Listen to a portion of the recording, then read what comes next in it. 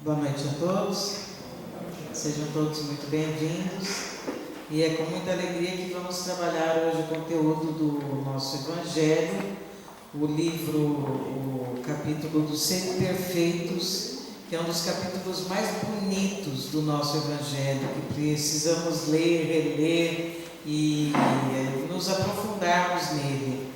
E o tema de hoje é sobre as características da perfeição. Muito bem. Então diz Jesus para cada um de nós: amai aos vossos inimigos, fazei o bem àqueles que vos odeiam, e orai por aqueles que vos perseguem e vos caluniam. Pois, se amais apenas aqueles que vos amam, que recompensas tereis? Os publicanos também não fazem isso? E se apenas saudardes vossos irmãos, o que fazeis mais que os outros? Os pagãos não fazem o mesmo? Sede, pois, perfeitos, como vosso Pai Celestial é perfeito. Tá fácil, né? Não é fácil isso? Todo mundo consegue? Hã? Nossa, como é difícil. Olha Jesus falando com a gente. Vamos lá por parte. Amai os vossos inimigos. Então a gente tem experiências na vida, cada um de nós com certeza já passou por isso, onde alguém de alguma forma nos afetou, possivelmente nos prejudicou, possivelmente causou transtornos imensos na vida da gente e acabou se tornando o nosso inimigo. E daí Jesus fala o quê? Amai os vossos inimigos. Gente, mas olha tudo que aconteceu na nossa vida em função de determinada pessoa. Como é que a gente vai amar? Como é que a gente consegue amar? Né? Olha o que o Evangelho trabalha para a gente. Fazei o bem àqueles que vos odeiam. Né? Então veja, esse final de semana assisti o filme da Irmã Dulce. Não sei se alguém já assistiu aqui. Como é linda a história da Irmã Dulce, né? E a Irmã Dulce, através de um galinheiro lá em Salvador, começa a cuidar de doentes e recolher várias pessoas, moradores de rua, para que ela pudesse estar cuidando. E ela precisa sair na rua pedindo esmolas para poder cuidar dessas pessoas. E chega para uma determinada pessoa e ela pede uma esmola para ela cuidar desses doentes. E essa pessoa gospe na mão, porque ela estica a mão pedindo. E essa pessoa gospe na mão dela. Ela falou: não, essa cuspida aqui foi para mim, agora me ajude, vai, coloca a mãozinha dela, me ajude a cuidar dos meus doentes. Né? Que serenidade para enfrentar uma situação dessa. Quer dizer, ela recebe um ódio imenso de uma pessoa e ela estava cuidando de alguém. Como é que a gente lidaria com isso? Será que a gente teria essa serenidade assim para poder viver a experiência dessa forma, né? E se a gente já sabe que aqueles que nos odeiam, né? A gente consegue realmente fazer esse bem? É fácil fazer o bem? Sabe que a pessoa não gosta da gente? Não é fácil ser espírita não, né, gente? Porque a gente já sabe disso aqui. E viver isso aqui, como é? Porque saber é uma coisa, nós temos o conhecimento. Agora a sabedoria é colocar esse conhecimento em prática. É viver isso que a gente está aprendendo. Orai por aqueles que vos perseguem. Esse é fácil, né?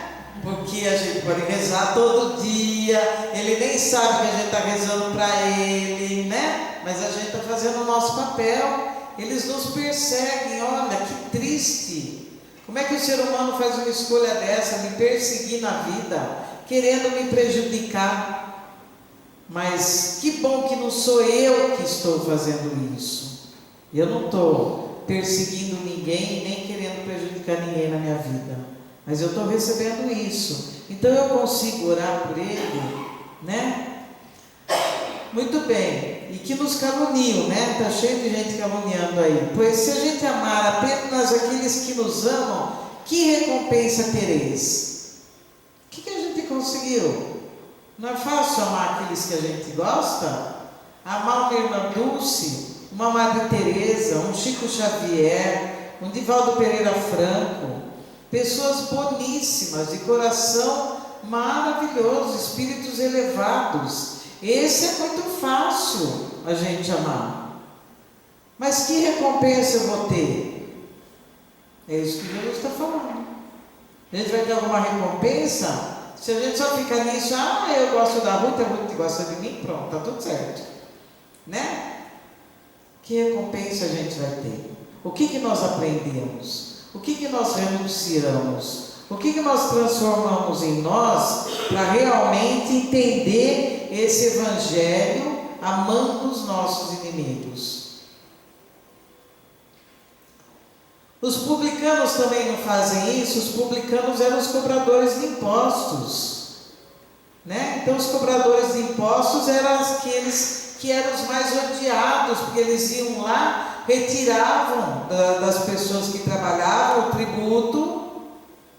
E então o que o povo sentia em relação a eles? Raiva, ódio, né? Porque eles tinham que dar aquilo que eles estavam do trabalho deles, do suor de cada um deles. Então os publicanos faziam isso. Que recompensa a gente vai ter?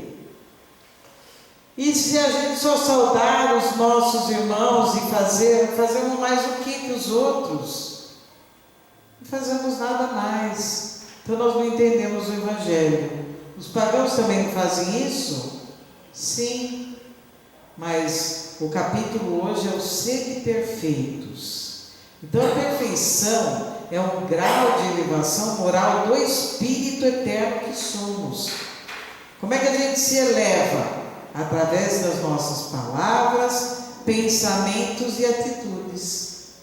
É só assim que a gente se eleva. E de que jeito? Convivendo com o outro. Se a gente morar sozinho lá no Tibete, falar com os passarinhos e com os cachorrinhos, também não vai ter problema nenhum, né? Aí os publicanos também faziam o mesmo, né? Falar com o cachorro não é fácil, gente? Claro que é, né? Uma delícia, né, Ruth? Os bichinhos até abanam o rabo. Você pode estar brigando com eles e xingando, eles estão ali abanando o rabinho gostoso com a gente. Se brigar, ninguém nem responde. Agora vai falar com o marido. Vai falar com a esposa, né, Roberto? Né, Aline? Como que a gente consegue? Exatamente, aí que está a nossa conquista. Então veja, em que consiste essa perfeição? Porque é isso que a gente tem que entender. Jesus traz o Evangelho de uma forma que seja acessível, para que a gente consiga praticar esse Evangelho. Vamos lá. Jesus diz: amar os inimigos, fazer o bem àqueles que nos odeiam, orar por aqueles que nos perseguem. Ele mostra que a essência da perfeição é a caridade em sua mais ampla significação, porque define a prática de todas as outras virtudes. De fato, se observarmos as consequências de todos os vícios e até mesmo dos pequenos defeitos, reconheceremos que não há nenhum que não altere de forma alguma, um pouco mais, um pouco menos, o sentimento da caridade, a benevolência, a indulgência, a abnegação e o devotamento, porque são filhos do egoísmo e do orgulho e acabam por comprometer.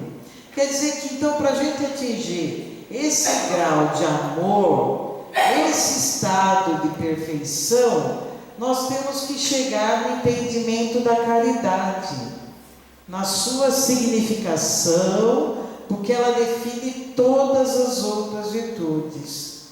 Então a caridade é a prática, é a vivência do Evangelho, é o entendimento daquilo que Jesus nos mostra como modelo e guia de uma humanidade. Jesus fala: amar os nossos inimigos. Então esse é o nosso princípio. O quanto a gente se esforça para viver isso. É isso que vai contar na nossa página de evolução. Nós todo dia eu vou me esforçar, olha, terrivelmente por amar aquela pessoa. Hoje não consegui, vai um dia, outro dia não consegui também, no 10º dia também não consegui, no 20º dia já deu uma melhoradinha, né? Já não estou com tanta raiva, não é assim? Então, tem uma historinha muito interessante de uma senhora que ela chega, ela quer que a sogra morra, né? E ela vai falar com um sábio, como é que ela faz para que essa sogra morra e ela se liberte desse terrível pesadelo que seria na vida dela.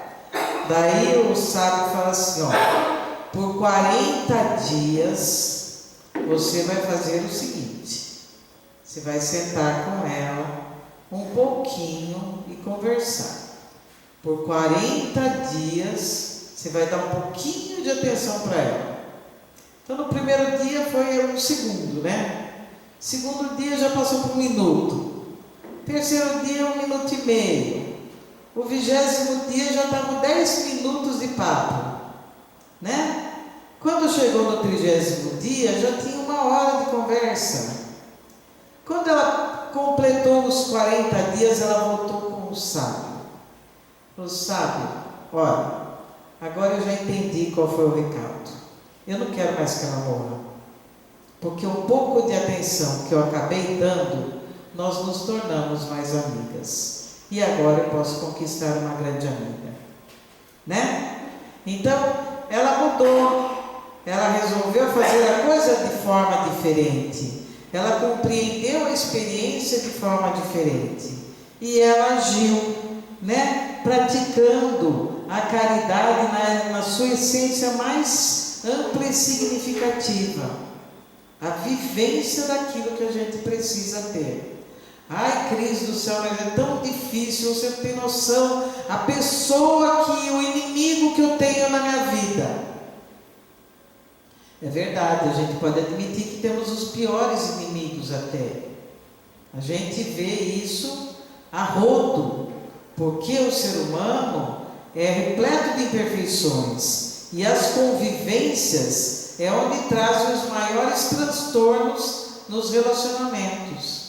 E onde tem os maiores conflitos, os maiores atritos, os maiores desentendimentos, onde a gente tem o egoísmo e o orgulho predominando dentro de cada um de nós, onde tem um querendo ser melhor do que o outro, onde tem um querendo puxar o tapete do outro. Isso é um comportamento humano, faz parte. Não adianta a gente falar, eu nunca podia imaginar que fulano fosse fazer isso na minha vida. Por que eu não podia imaginar? Está dentro da possibilidade, já que ele fez, está dentro da possibilidade do nosso universo.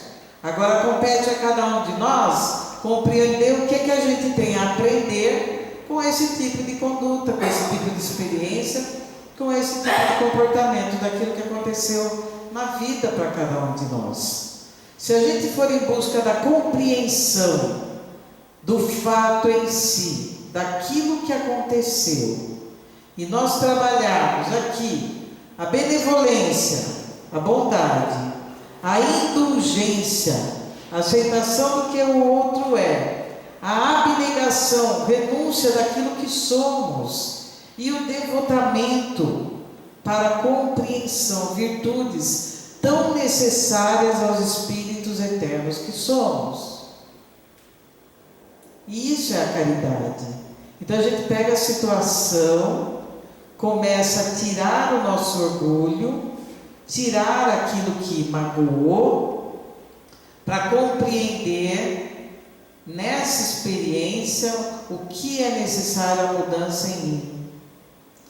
Daí, o outro não é mais o problema. O problema é aquilo que eu preciso mudar em mim da nossa experiência. Esse que é o problema, porque nós temos que prestar conta daquilo que somos, daquilo que vamos ser. Que tipo de ser humano a gente quer ser? Aonde a gente quer chegar nesse grau desses seres perfeitos do Evangelho de Jesus? que a gente estabelece como meta na nossa vida?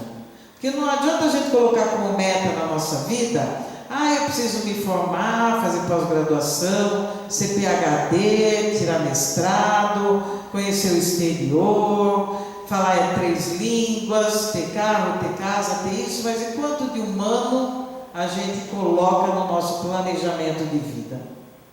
O quanto de virtude eu coloco para mim como meta a ser atingida nessa encarnação? Aonde a gente quer chegar?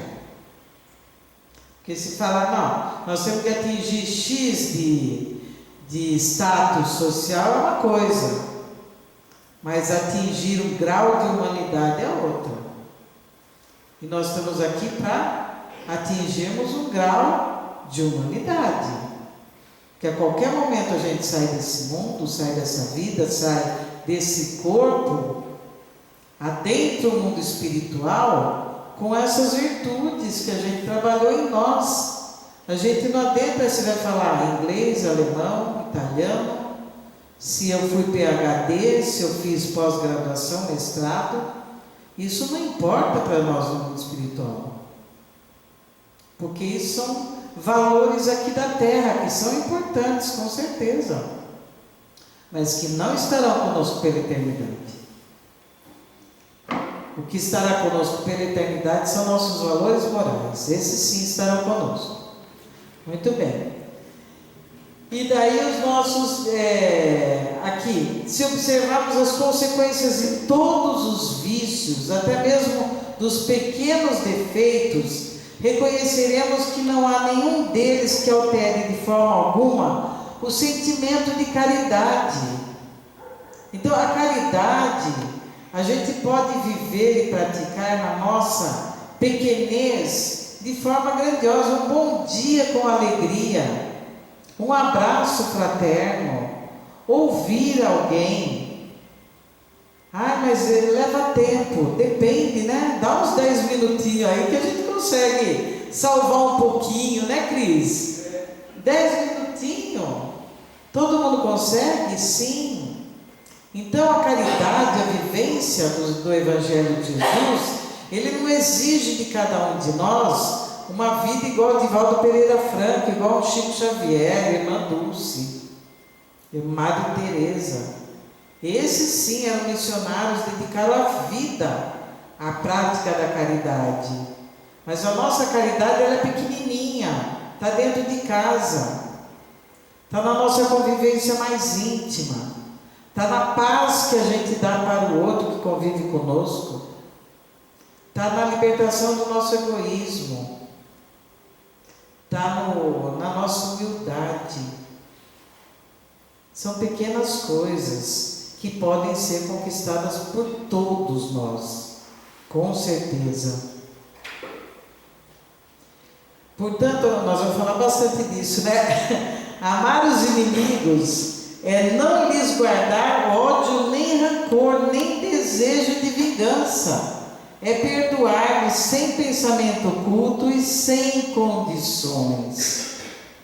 Gente, então percebe como não é difícil amar o nosso inimigo? É eu que preciso me vigiar para não sentir, guardar o ódio, um sentimento que faz mal para quem? Para nós ou para ele? Para nós. Eu guardei o ódio, nossa, que vantagem eu tive. Pense. Da gastrite, dá uma série de transtornos físicos, porque é uma energia extremamente densa. Masaru Emoto fez experiências com a água, com os cristais da água. Já falei aqui em outras palestras, mas eu gosto de repetir, porque ele filma os cristais da água quando ele manda energias para a água. Então, quando ele manda uma energia de eu te amo, o cristal da água no microscópio fica uma mandala, a coisa mais linda do mundo, a formação das moléculas. E quando ele pega a mesma água e manda eu te odeio, as moléculas ficam caóticas. Elas perdem totalmente a forma. O nosso corpo é 70% formado de água. Então, quando eu falo que eu odeio alguém, que energia eu estou liberando dentro de mim? Mas se não somos seres inteligentes, como é que a gente faz isso com o nosso corpo?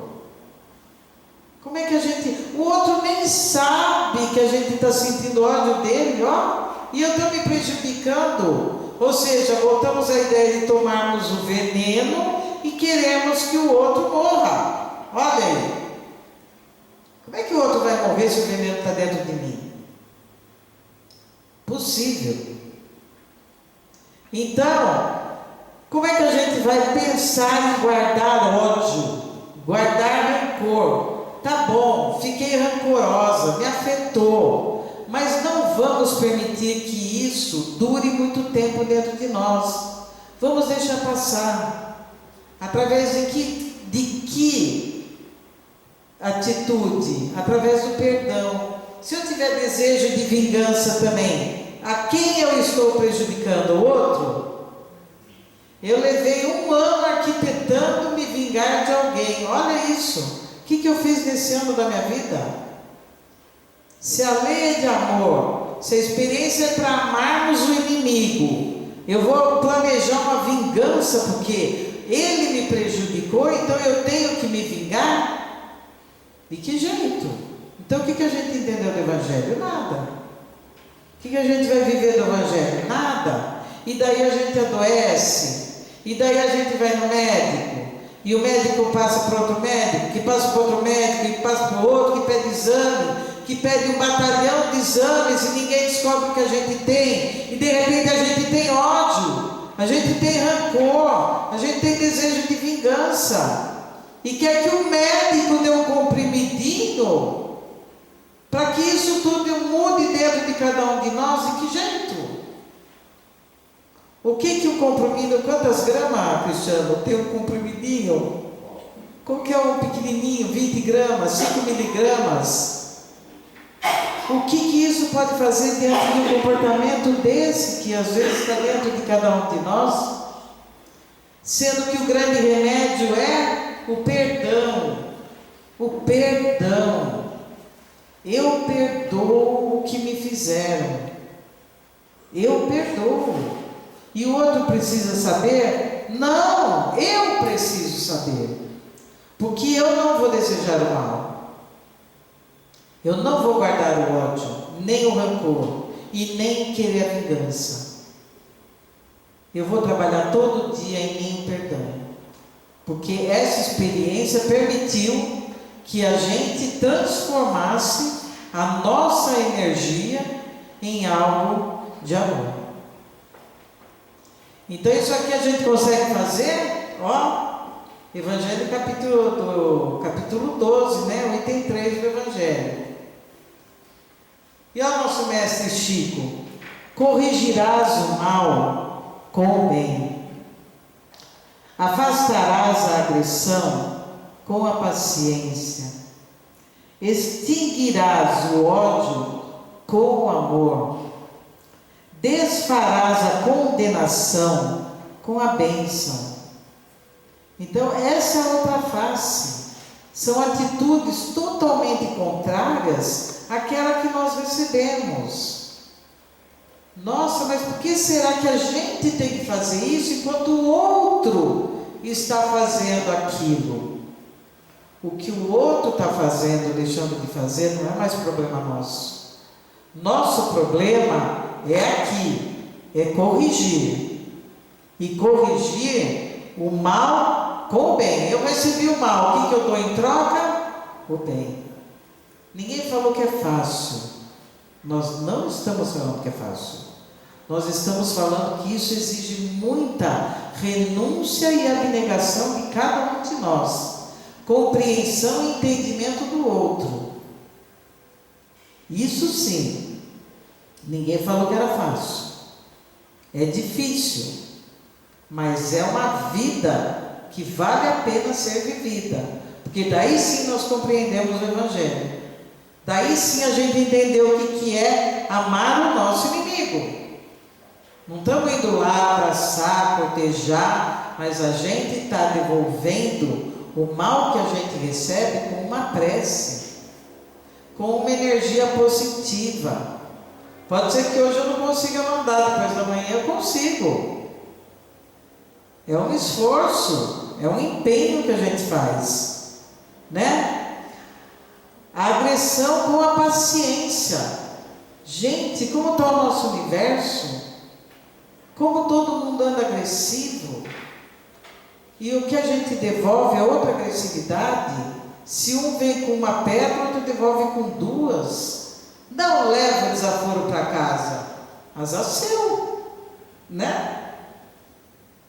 Porque não é isso que a gente é para viver. E se a gente resolver receber algum tipo de desaforo, olha aí a lição para a gente aprender a perdoar de novo. Se a gente não tiver as lições para que desenvolvamos em nós comportamentos que necessitam evoluir, a gente precisa do outro que nos atinja, para que a gente transforme isso em nós. O ódio com o amor. O amor cobre a multidão dos nossos erros. É só a única lição, é o amor. E a condenação com a bênção. A gente julga pouco ou não? Vocês espíritos de luz, ninguém julga, né? A gente não julga, não condena, né? Todo mundo aqui evoluído, verdade. Tudo, né? A gente consegue ver a situação e não julgar. Olha, não é verdade, a gente julga assim. E no nosso julgamento sempre a gente faz o quê? Condena, né? Dificilmente a gente abençoa, a gente condena, faz parte. Portanto, toda a moral de Jesus se resume na caridade e na humildade, isto é, nas duas virtudes contrárias ao egoísmo e ao orgulho. Quanto mais egoísmo e orgulho estiver dentro de cada um de nós, mais difícil nós testemunharmos a vivência da humildade e da caridade. Então a gente tem que fazer um balanço. O que pesa mais em nós? Esse orgulho ou a humildade? Né? A humildade é reconhecer que somos todos o quê? Iguais. Quem é melhor do que o outro aqui? Né? Segundo o nosso filósofo Enéas, a diferença entre um astrofísico e um coletor de lixo é uma diferença de conhecimento. O coletor de lixo teve pouco conhecimento, o astrofísico já teve mais. É isso que nos difere uns dos outros. Aquilo que um sabe mais, aprendeu mais, e o outro sabe menos e aprendeu menos, e às vezes cada um de nós tem uma área específica, onde a gente conhece um pouquinho mais do que o outro, mas o outro tem outra área que conhece mais também. Isso só nos torna diferentes uns dos outros, e não uns melhores do que outros, porque nós não temos um melhor do que o outro. Essa comparação não deve existir dentro de cada um de nós. Ah, mas nós somos diferentes, sim, sem sombra de dúvida. Eu não sei costurar, a Rô sabe costurar, né? E assim, o Júlio sabe marcenaria, eu não entendo nada de marcenaria, e assim a gente vai trabalhando cada um na sua própria área. Isso nos torna diferentes uns dos outros, não melhores. Portanto, quanto mais nós trabalharmos a caridade e a humildade, mais superamos em nós o egoísmo e o orgulho. Tudo bem, gente? Deus possui a perfeição infinita em todas as coisas. Assim, esse ensinamento moral, sede perfeitos como vosso Pai Celestial é perfeito, tomado ao pé da letra, dá a entender a possibilidade de se atingir a perfeição absoluta. Se fosse dado à criatura ser tão perfeito quanto o Criador, ela o igualaria o que é inadmissível. Aquelas palavras, portanto, devem entender-se no sentido da perfeição relativa de que a humanidade é suscetível e que mais a aproxima da divindade. Quer dizer, nós vamos atingir um grau de perfeição relativa, porque Deus é a perfeição absoluta. E a gente chega a Deus? Não. Nós vamos um dia chegar assim num grau, mas bem distante aí dessa perfeição absoluta. Por isso que então a gente fala sobre essa perfeição relativa. E para isso nós precisamos entender aqui o grau de perfeição dos espíritos. Esse grau de perfeição são ilimitados, mas eles podem ser reduzidos a 3. São os puros, medianos e os inferiores. É uma questão 97 do Livro dos Espíritos. Então, nessa pirâmide, nós temos aqui os espíritos de primeira ordem, que são os espíritos puros, os que já alcançaram a perfeição relativa. Eles já atingiram essa perfeição.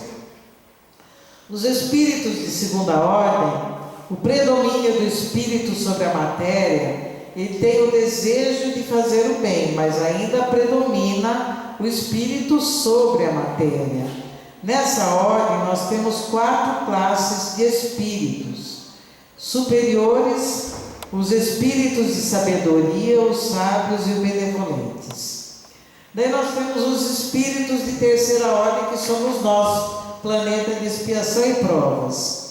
Predomínio da matéria sobre o espírito, a propensão ao mal, ignorância, orgulho, egoísmo e todas as paixões que lhes são consequentes. Têm a intuição de Deus, mas não compreendem, apresentam ideias pouco elevadas. Aqui nós temos 5 ordens de espíritos: os batedores e perturbadores, os neutros, os pseudo-sábios, os levianos e os impuros.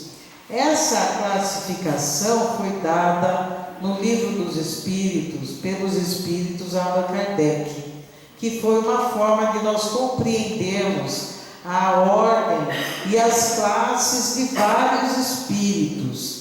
Por isso que às vezes a gente fala, não é porque desencarnou que virou santo. Muito pelo contrário, olha aqui a ordem. Do santo estamos longe. Nós estamos muito longe dos santos. Então, quando a gente tem fenômeno mediúnico, onde uma pessoa incorpora um espírito, ela não está falando necessariamente com o espírito de luz. Ela pode estar falando com qualquer dessas ordens aqui de espíritos.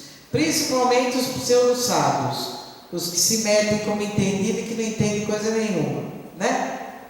Então é assim que funciona. Essa é uma classificação que está na questão 97 do Livro dos Espíritos. E os mundos, né?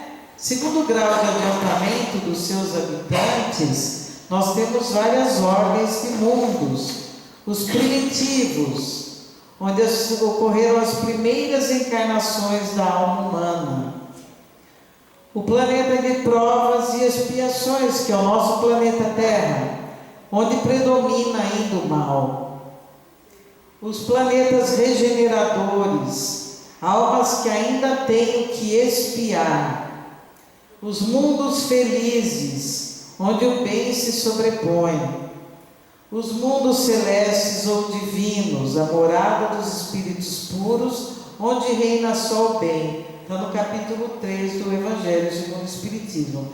Quer dizer, nós não somos os piores aqui, tá vendo? Nós já saímos dos primitivos.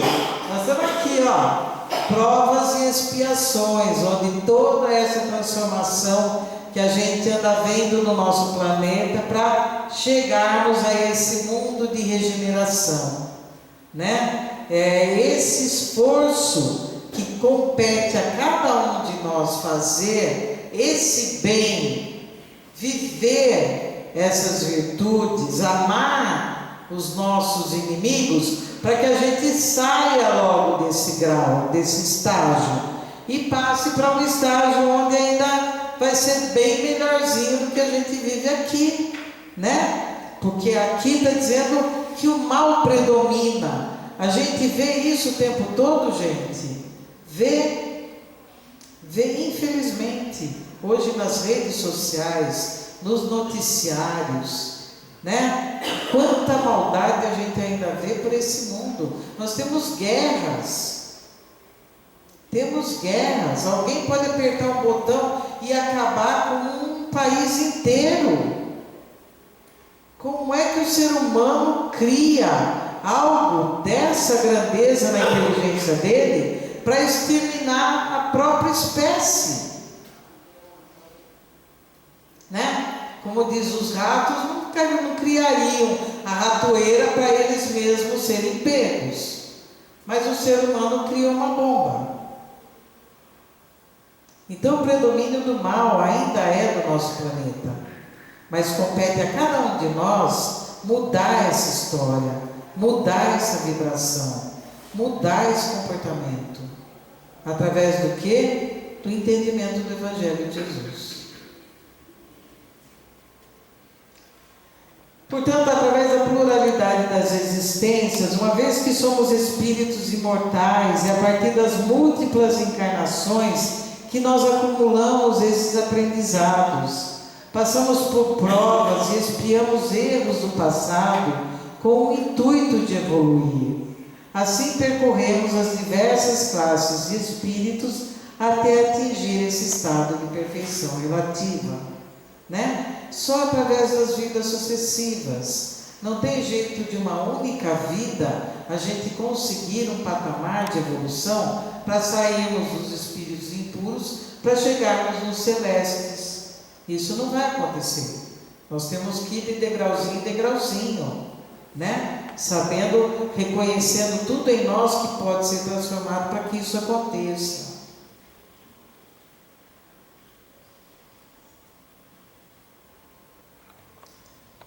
Portanto, o homem de bem é esse que a gente precisa atingir dentro do nosso grau de entendimento. O verdadeiro homem de bem é aquele que pratica a lei de justiça, de amor e de caridade na sua maior pureza. A lei de amor, justiça e caridade é uma das leis divinas, uma das leis morais do nosso livro dos Espíritos, que nos orientam. Então, se a gente compreender a justiça, aquilo que é bom para mim tem que ser bom para o outro. Uma justiça não pode só ser boa para mim, só atender o meu interesse, porque se ela for assim, ela não é justa, né? E se a gente compreender de fazer ao próximo aquilo que a gente gostaria de estar recebendo, isso é justiça.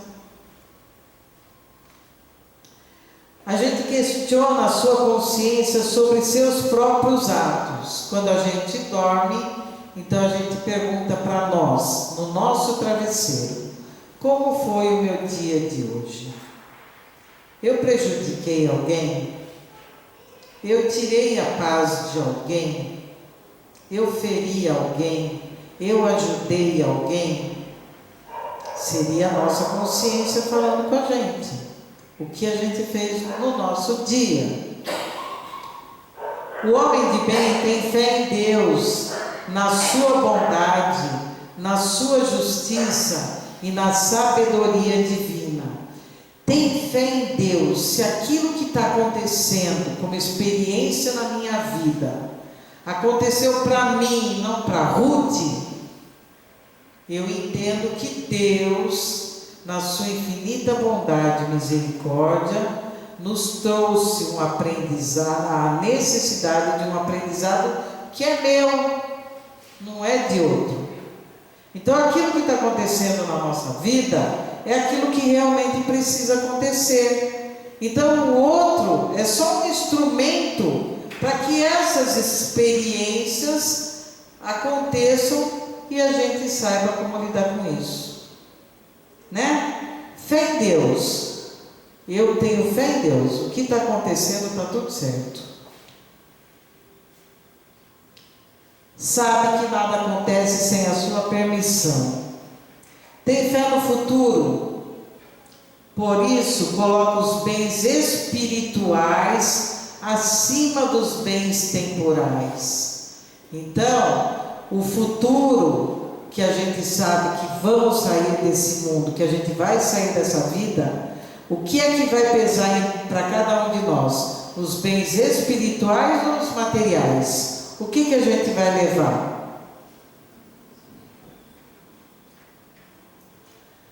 Sabe que todas as alternativas da vida, todas as dores, todas as decepções são provas ou expiações, e as aceita sem lamentações, sem reclamações, sem indignações, sem revolta, sem reclamação. Por que é que Deus fez isso comigo? Não, eu entendo que a experiência é minha, é isso que eu tenho que aprender, é isso que eu tenho que crescer e evoluir. O homem de bem, que tem o sentimento de caridade, de amor ao próximo, faz o bom pelo bem, sem esperar retorno. A gente compreende que o nosso papel é fazer o bem. Ah, mas o outro não está fazendo, aquele outro também não está, o outro também não está, mas não tem problema. Qual é o nosso papel? A gente não se envolve mais com o papel dos outros.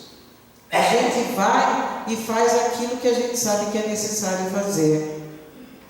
Cada reino da natureza desempenha o seu próprio papel. Uma árvore, uma semente, vai dar o fruto que dela se espera. Os animais, a natureza espera deles e eles respondem aquilo que a natureza espera deles. E nós, como humanos, o que é que a natureza espera de cada um de nós? É simplesmente fazermos o bem. Não basta não fazer o mal, Kardec já falou isso também. Ah, eu não faço mal para ninguém, mas também não faz o bem? Então não adianta não fazer só o mal. Precisamos fazer o bem. Encontra satisfação nos benefícios que distribui, e seu primeiro impulso é o de pensar nos outros antes de si. Então a gente se libertou do nosso orgulho, a gente se libertou do nosso egoísmo, nós compreendemos o sentido da vida, nós entendemos o que é que nós precisamos fazer como seres humanos, a gente entendeu a mensagem de Jesus, e a gente acelera o nosso processo para sermos esse homem de bem na sua grandeza. Ficou fácil agora? Né, Roberto? Ficou? Ai, que delícia!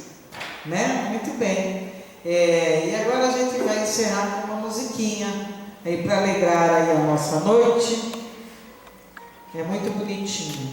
Acho que alguém já conhece. Perdi, você apareceu. Vamos cantar, gente. Me fazendo rir do que aconteceu e e de te perdoei tudo ao meu redor. só assim Enxerguei que que agora estou melhor. Você Você é a estrada da minha subida, você é o amor da minha vida. eu abri de olhos Olhos do amanhecer,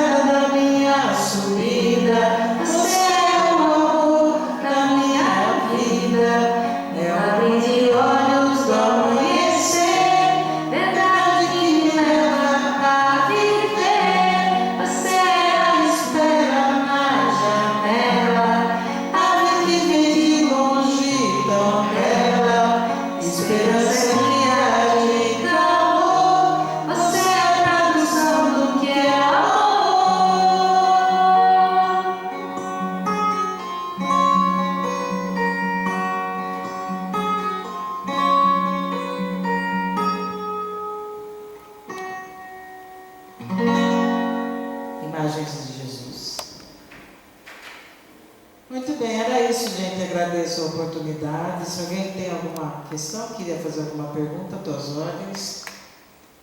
Não? Ok, muito obrigada, muita paz a todos.